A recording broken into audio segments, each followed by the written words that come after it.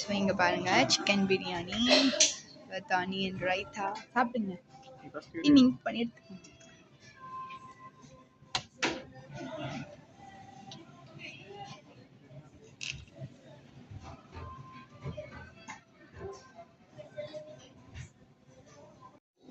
இங்கே பார்த்தீங்கன்னா பிரியாணி சாப்பிட போகிறோம்.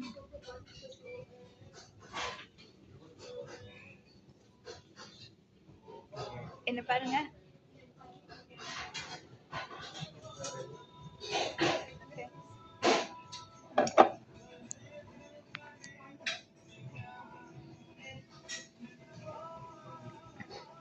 Nice tasty biryani.